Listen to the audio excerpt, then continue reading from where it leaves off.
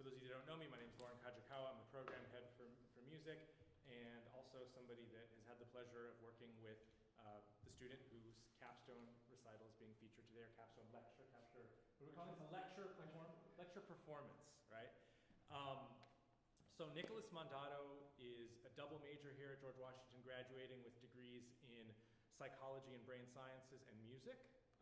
And his capstone is in many ways, I think, a reflection of a lot of the ideas that he's been encountering in his studies. The other thing that I want to share with everybody about Nick is that I don't think 2.5 years ago, you probably would not have imagined that you would be here doing something like this. And this project represents the journey of Nick coming into our program and discovering and kind of rediscovering or rekindling, I think, a close relationship and serious pursuit of music that I don't think he probably expected when he signed up to attend George Washington University. And so I really want to thank all of my colleagues in the music program that kind of helped recruit him and pull him in. You had 1106, who was your professor for 1106? Professor Douglas Boyce, who's on sabbatical this semester. He took music history now with me, I think, soon after that. And I remember having this conversation with Nick saying, oh, you're interested in hip hop. Well, we have this thing called the hip hop ensemble. You should join. And I think at that time you hadn't played the drums in a while, and really just like found that there was a place for him here. And I think so that is part to Doomy Wright, Professor Doomy Wright, who's going to be a part of his program. Partly Professor Thad Wilson, who's also part of today's program. Studied drums with Professor Nakamura, and also Peter Fraze, who I don't think was able to make it today, but who is leading the jazz area and the jazz jams. And so really, like, what you're going to see today is a culmination of the way that I think Nick found his way through and into our program, where he was able to take some history classes and classes that focused on the history and culture of music, as well as just being a member of just about every ensemble in jazz and hip hop side of our curriculum. So you've played in all of the jazz ensembles and the hip hop ensemble almost from the beginning. So this program is really a fusion of those experiences. And I think on another note, I think I speak for all of our faculty and other students when we say, oh, we're really going to miss you as well as your buddy who's graduating here, Skylar, because you've both been in all of these ensembles and really been anchors for us. So thank you for your service and participation. So yeah, we're going to miss you, but we're also really proud of you. And so without further ado, I'm going to hand it over to you, Nicholas Mandato.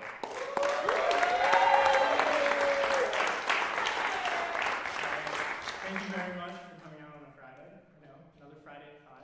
We thought we were all done with that. But today we're going to talk a little bit about why I grew to love hip hop from joining the hip hop ensemble. It was something that when I was in high school, I never really enjoyed. Everyone in my school listened to rap, I wouldn't listen to hip hop, and I was never really a fan. So today we're going to kind of understand how I got here. So a little more about me. Double major, psych and music. I spent a lot of time thinking about how this project could be about psychology and how music heals people and how it's such a powerful force, but I really wanted to encompass how incredible this program is. The GW Music Department is truly not a music conservatory, and it allows you to explore music in a very different way. We have a bagpiper, Kevin Darmati, incredible. Not many places you can go where there is no program for you and you can create one for yourself. So that's something that I kind of found here. I didn't really play an instrument. I played in the middle school band. My sister and I, we loved our middle school band, but when we got to high school, there was really no opportunity for us to continue playing. I took a music history class on the history of rock and roll in high school. I was like, wow, this is so interesting. We should be learning more about the history of music. And so when I got to GW and I was taking my gen ed courses, I took 1106 with Professor Boyce, as Kyle mentioned, and he was like, if you love playing music, keep playing, join the department. Find a way to keep doing what you enjoy. And that's what I did. So we started, I started in the Latin band. right there, that's me in my first performance with the Latin band. All I did was play the cowbell and the bongos. It was great. I learned a 6/8 cowbell rhythm, which I never thought I would learn. And what I learned in my private lessons with Professor Lucchini, over here, my first professor. I love you, Alejandro. I love you, Leland. He was the first. He was the one who got me into the department. He taught me how to play a samba. And it was really, really difficult. I remember sitting on multiple trains going home to Jersey, just trying to figure out the coordination of playing 3 different things at once. And by the time I finally got it, I was just elated. And I knew I wanted to keep playing music. So I came back and I did a minor. And I met incredible professors.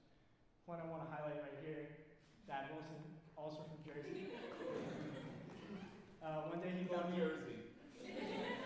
One day I was in the practice room, which I didn't schedule that day, and he came in for his rehearsal with the Uber combo, and he wouldn't let me leave. He said, "You need to keep playing. You clearly enjoy it, and we want people to play." So from there, I was like, "Oh, there is a space for me here," even though I had not played in, at that point, it was 6 years. So I was like, I'm gonna dive headfirst into it, and I've had a great time. So actually, recently, Skylar and I, on Monday night, we got to see Thad Wilson perform at the Kennedy Center. Can we get a round of applause for that? He played in the Duke Ellington birthday celebration. Cyrus Chestnut was the orchestrator for that, and it highlighted something that has come up in a lot of my ethnomusicology class, which is the study of music within culture and how it's born.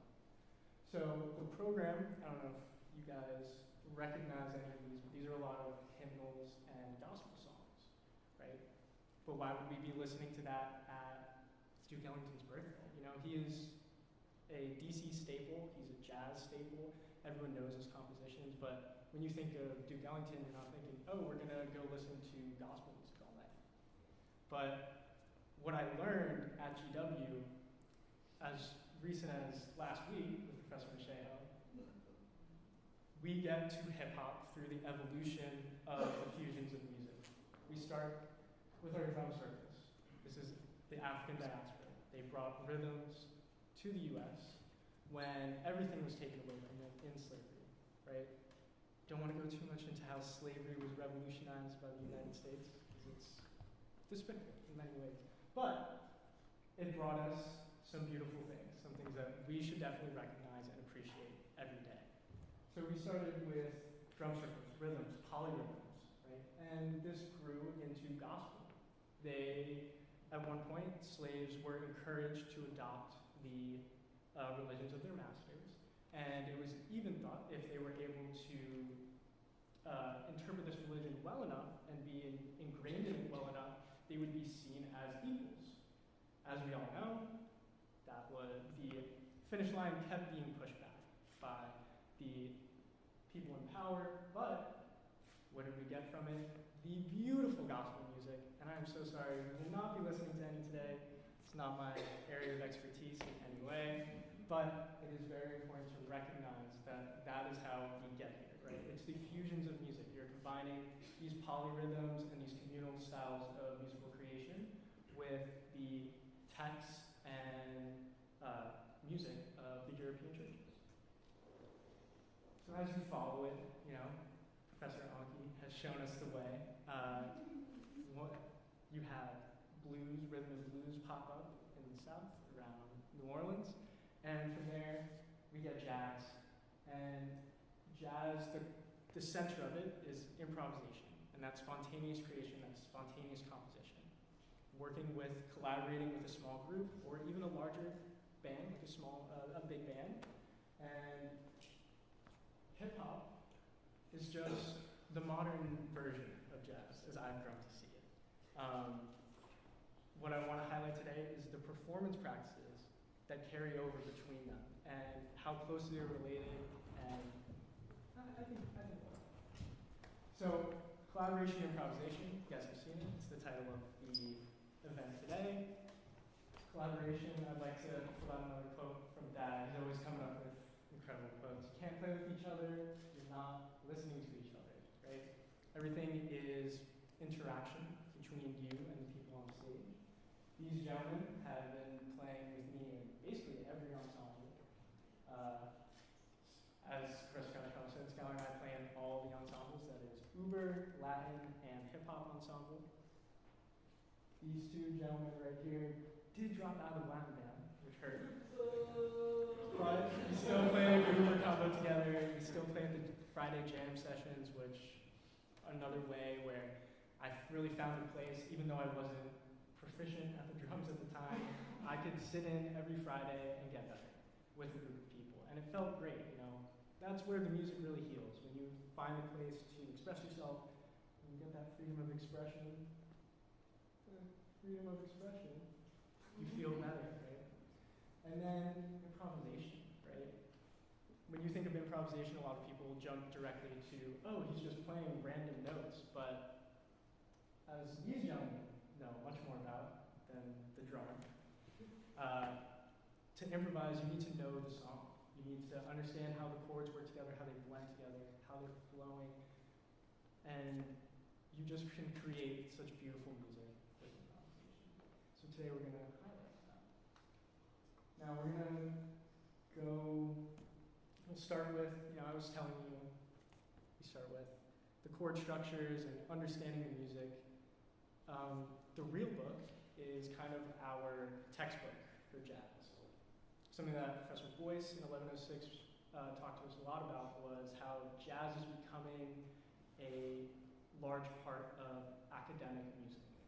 For a long time, it was purely classical music because there was a structured regimen that you could go through, learn these key pieces or these things for your instrument, and that's what you had to do. So when the real book really started to become popular, in 2004, it was the official real book that we use. I forgot to bring mine, apologies. That's the one that we use today.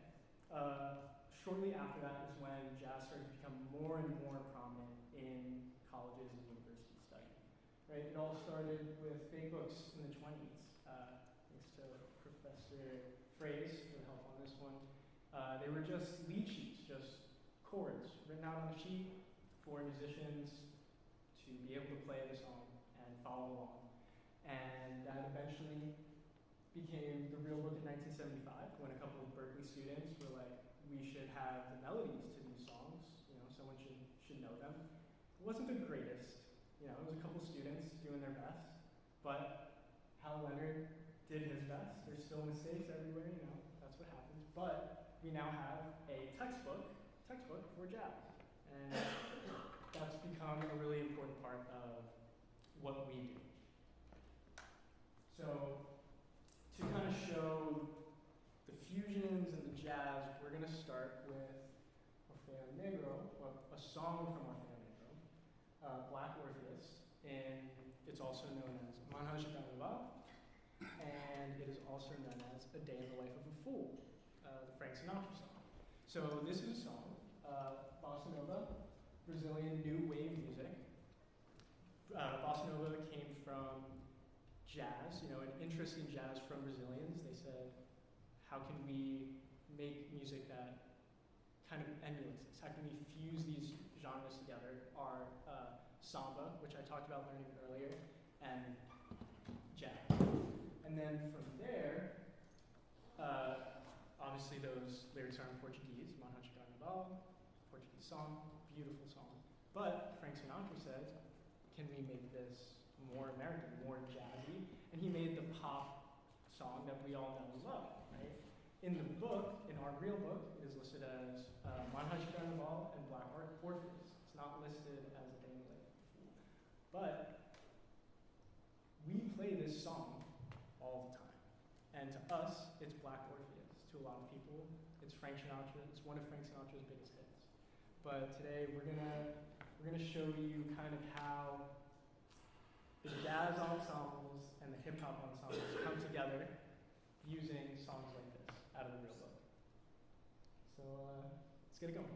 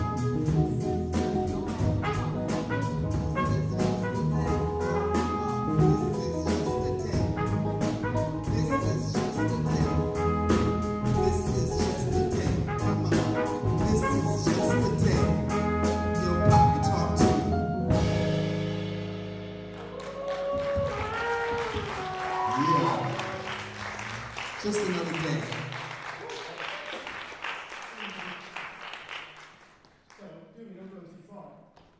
It's on my next one. So, as you can see, we got our song with 3 names. We forgot to advance the slide earlier. Apologies. But that little asterisk there, Dead Fools by Trademark Skydiver, actually directly samples Frank Sinatra's Day in the Life of a Fool. Samples that piano intro that our very own Marco was playing. Incredible. But when I was working on this project, I sent the set list to the band, and Doomy texted me and he said, you know, I have a song called Just Another Day. It's very similar, and I'm hoping you could just tell us a little bit about how you got to that lyric. Tutu. All right. So just another day. I mean, it seems like plain to say, right? But it's one of those things where, like, you could say, this is just another day. Meaning it's just like any other. But you can be like, oh, this is just another day. Like, just another day. And so I was thinking about playing with that in terms of, like, is it a good day? Ice Cube, I had a good day? Or is it, oh man, what a day, what a day, what a day. And when Nick sent me The Day in the Life of a Fool, I was thinking, well, I ain't no fool. I went to school. But I was like, yeah, that's kind of interesting to kind of talk and play with that, because like what it is just another day, and is a day for me the same as a day for you, you know. And if I think I had a good day, would that be a good day for you? And so I think I was literally in traffic on like 395, and I had heard the beat from the producer, and I was trying to figure out like, what do I want to do with this song? And as my process goes, I'm kind of just vibing, improvising, freestyling over the beat, and just saying like, what does it say to me? And it was just like, just another day, just another day. And I'm like, what are the type of things that I do on just another day? Back in the day, riding on the Metro, Blue Line, Foggy Bottom, going to the Department of State, driving, you know, going to work after an open mic at Bar 9 on U Street, and hoping that I'm not sleepy, you know, because I got to present at 9:30 in the morning. So just kind of typical things that would happen in the day of the life. Exactly. But when he brought this song to me, I was like, wow, it's almost like these 2 songs are very, very similar. You know, we realized when we were working on playing it, because for a lot of hip hop songs, where do you go when you need the chords? Skylar. The solution to the hip hop ensemble is play it to Skylar, and him, usually Jonas, and a couple other guys, we'll just figure out the chords. And we realized that it's just 2 chords, but it's the same 2 chords that we were playing for Black Orpheus. Some 2 of the 3. Ish. So that's how we got here. And I still don't want to lose Dead Fools, because Professor Kajikawa and I were talking a lot about these fusions are just borrowing, right? You're just taking something, and repurposing it, putting your own spin on it. So what is musical borrowing? We have an academic in ethnic colleges, Justin Williams. So there's two types of musical borrowing in his opinion. There's allosonic and autosonic. Autosonic is what we think of when you say sample, right? When you hear a sample, you're like, oh, they just they took a digital recording, and they put it in their song, and they used it, and they made something new with it. But we, the hip hop ensemble, do allosonic notation, right? We try to recreate the song as best we can with the instruments we have.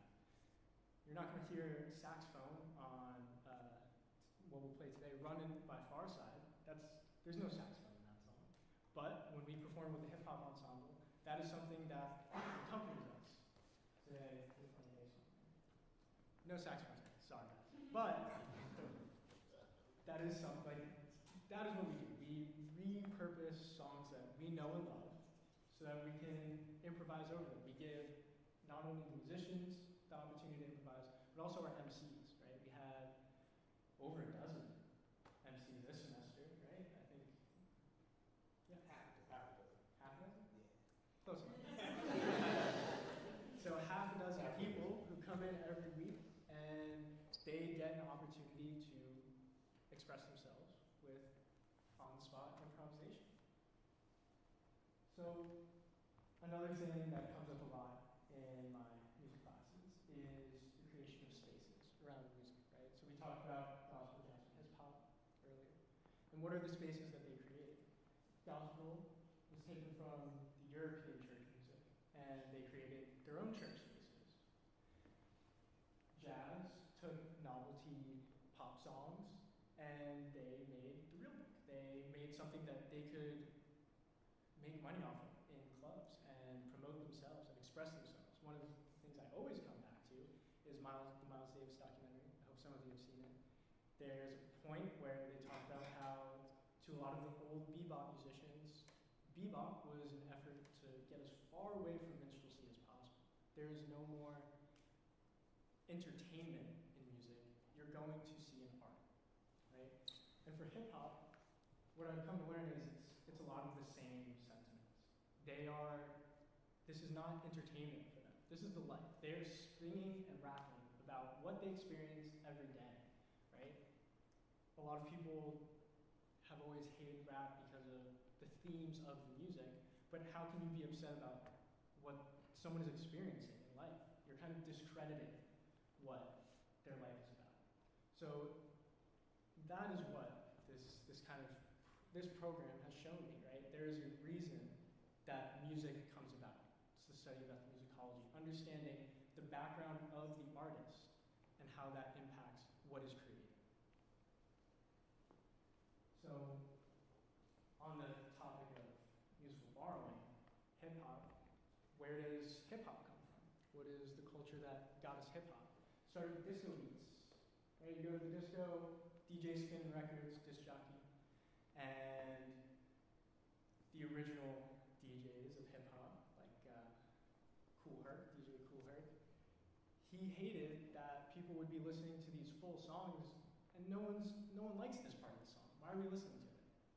So his solution: find the great beats, find those spicy parts that everybody likes, those cool little licks, put them together. There was no chopping up. You'd take his vinyls, you'd have two of them, you'd switch between the vinyls. You could make a loop that went on forever that people could dance to. What we call that? Breakdancing, right? B-boys, breakdancing. And from that, we have our sampling, right? Now it's a very common practice to take something and use it in your own way. But at that time, it was wild. It was only happening in community centers or rec centers in buildings of apartments. But it has created a space for people to express themselves, and it's given them a backing, right? Not everyone has the opportunity to learn how to play an instrument. Not everyone has the funding to go find an instrument. But if you can get the parts for a couple trashy turntables and connect them, you can make your own beats and create with them. So we're going to look a little bit more at sampling and kind of the caveats that come with it. One of the songs that I've come to love, thanks again, Professor Boyce, he's coming up a lot, sorry. But Nautilus, he told me you should know who Bob James is. You should know about Nautilus. It's a great track. So we're going to take a quick little listen, and then we're going to listen to another song, and we're going to talk about sampling.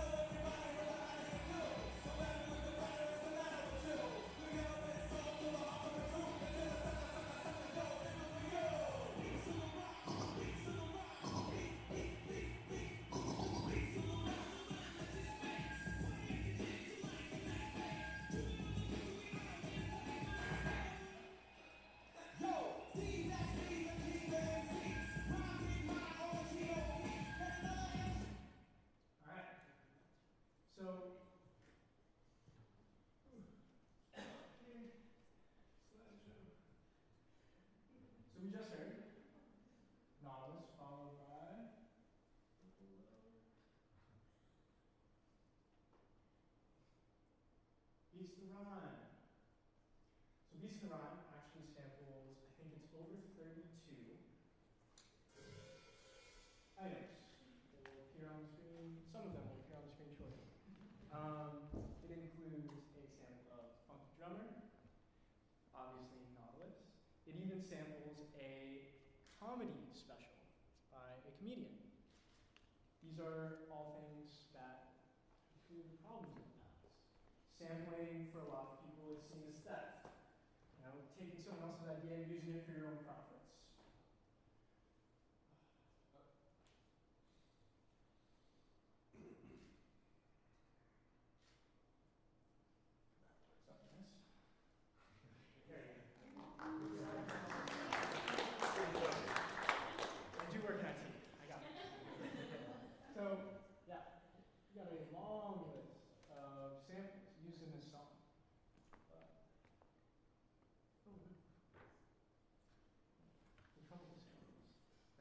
Samples can create problems.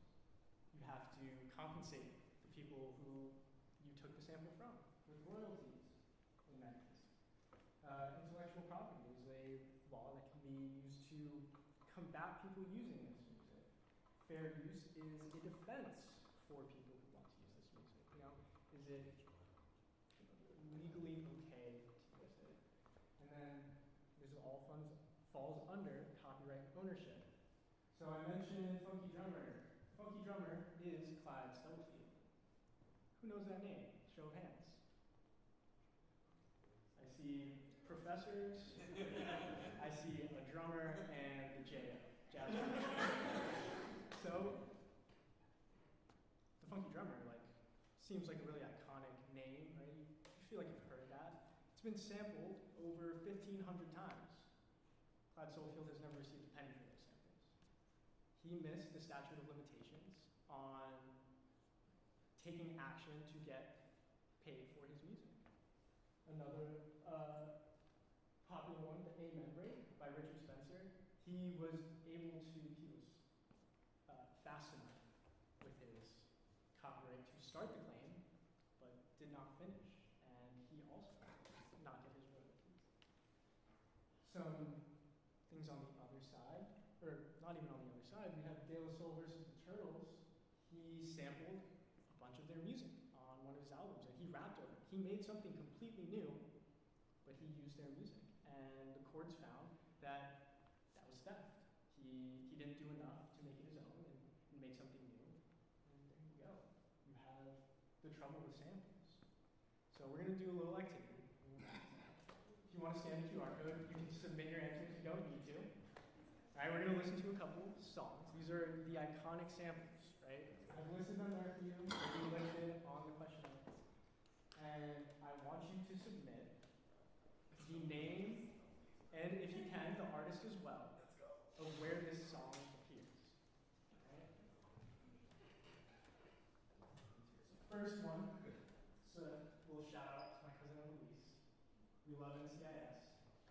And if any of you know Ducky from NCIS, Improvisation, this is him. This is his song.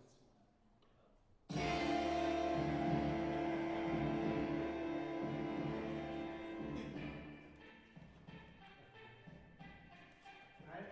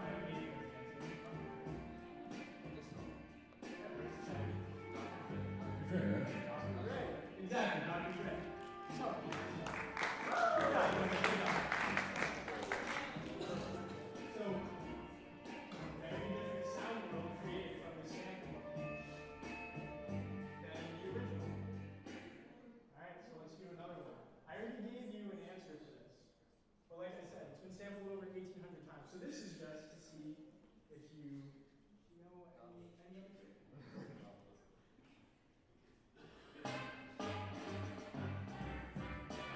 Now, we didn't really get to the part that was sampled in Run DMC song, but it was where he called out to the drummer. It was a limited count. But I just want you to take this time and see if you can think of another song that this is sampled. And remember, it's been sampled over 1,500 times. Shouldn't this be easy? Shouldn't one just like pop off the top of your head? No, because crediting with sampling is incredibly difficult, and it makes things very difficult.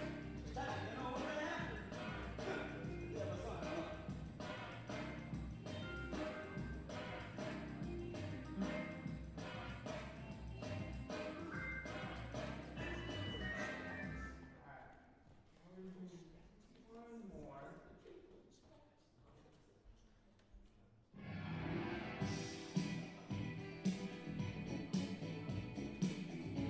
I know my mom knows this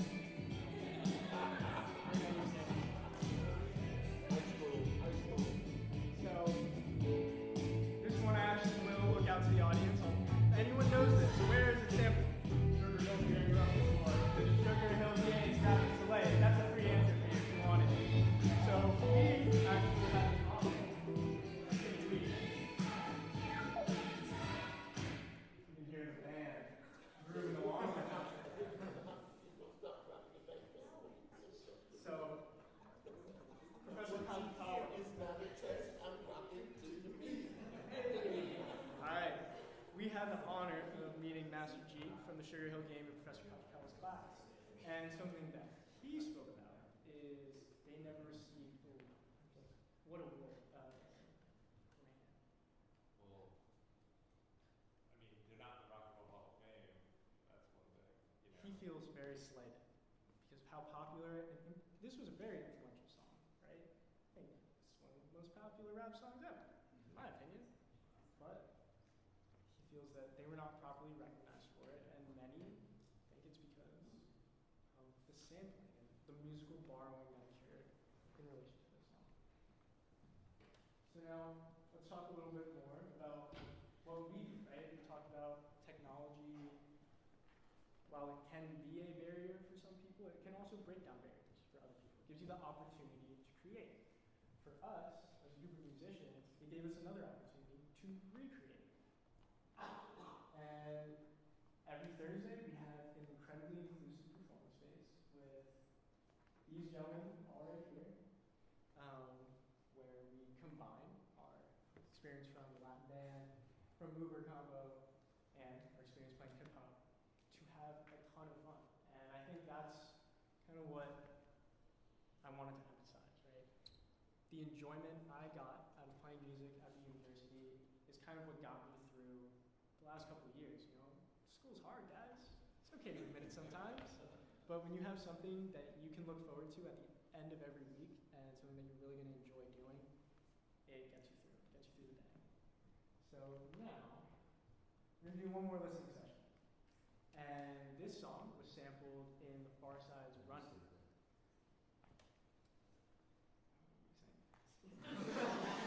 Quiet very fast, please. So this has become one of our favorite songs. I'm actually going to call someone out real quick. We got another member of the hip hop ensemble, Dean Chaudhry, my man. Another one of Leland's students. I'm actually going to have him come up and play with the band after we listen to this song. But don't look at me crazy. When you talk about this, what? But we started this off with a little bossa, right? This is a samba, a little samba action, a little my Brazilian music. But the sample taken from this was used in the Far Side's Running to create an incredible song that we having a ton of fun playing every week. I'll point it out when it comes up.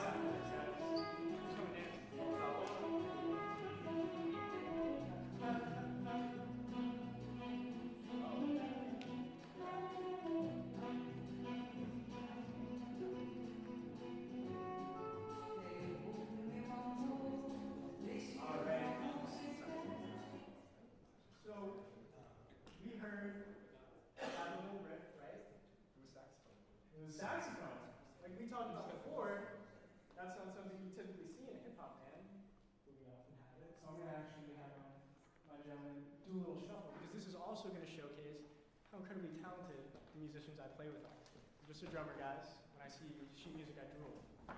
But we've got Gabe Figueroa on saxophone and bass. Come on, come on, come on.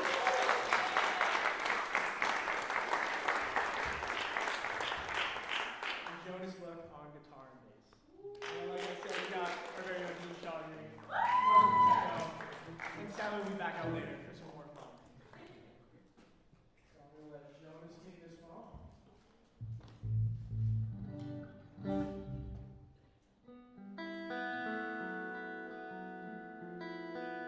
That was so good.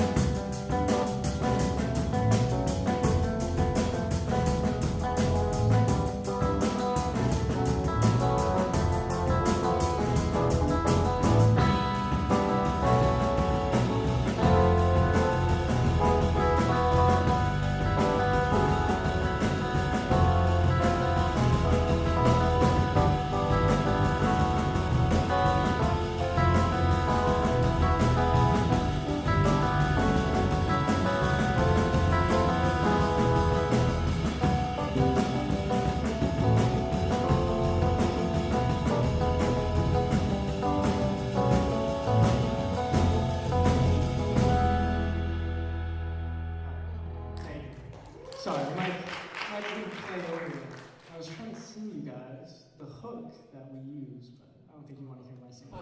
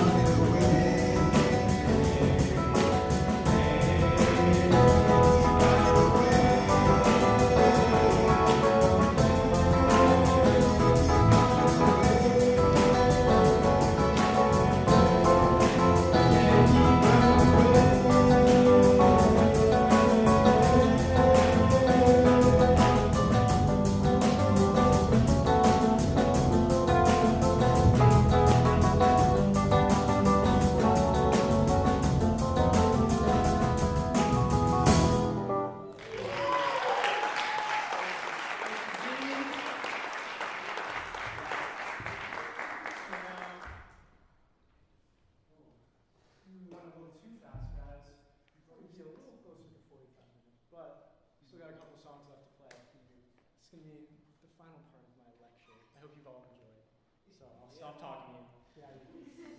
Where can we go from here? I talked in the beginning about how jazz has become standardized to fit into the world of academia. And how can we do that for hip hop? Because the hip hop ensemble is very unique to GW. We don't know of many other. I'm sure there are some, but there's not a ton of hip hop ensembles that perform for their university. So how do you do it? Professor Capstone and I were talking about this right before, and students at Yale have created a similar textbook to the one I've theorized here, but they only focus on the lyrics of the music. What about the musicians? Why not make this a part of musical education and not just us at GW, I'm hoping that one day we will see a class where students can analyze the music and the words within the music to better understand the artist that they come from. Something we do a little bit, and it's part of some lessons, but it's not a class. And I think that understanding how these two things interact could really change the way we look at hip hop music. All right. Only two left, people. Thank you very much. We got two more songs to do.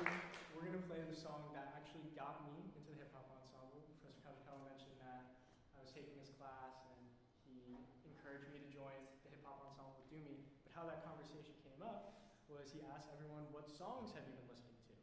And in the form, I put Strasbourg Saint Denis. Yes, Roy Hargrove, for those of you who know. A jazz song, right? To me, very jazzy. What some professors have, maybe it wasn't, maybe it was another professor. Some professors have said that it is becoming a new jazz standard, right? A modern standard of jazz. But it has been completely repurposed by the hip hop ensemble to be one of the most fun rap songs to play. So while you guys take in the information about our very own Nadia and Maureen performing tomorrow in the atrium at 3 p.m. and 7:30 in this one, be there. You do not want to miss these two ladies sing. They're incredible. If you've missed any of the other Capstone performances, they were all live streamed on YouTube. You can find them. Support. We had Yusha, we had Grace, we had Jada, Skylar, and Kevin Darmati. Am I missing any? Melanie.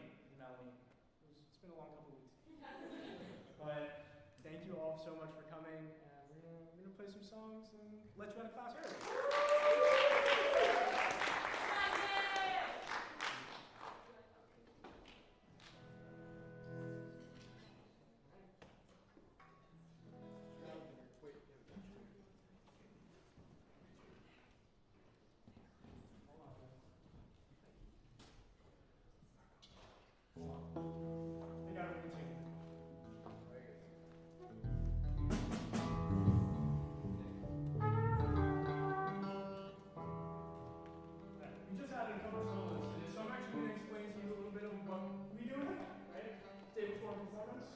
Figure out who's playing what. Right? So many people play multiple instruments in our band. So we've got, let's recognize the band again. The incredible Marco Pacheco, solid. Dave Figueroa, back on the saxophone. Behind we have Skylar Mantassel. Jonas Luck. Our professors, Chad Wilson and Doomy, right? And someone I have not recognized, apologies. Poppy, Corcoran scholar. Thank you.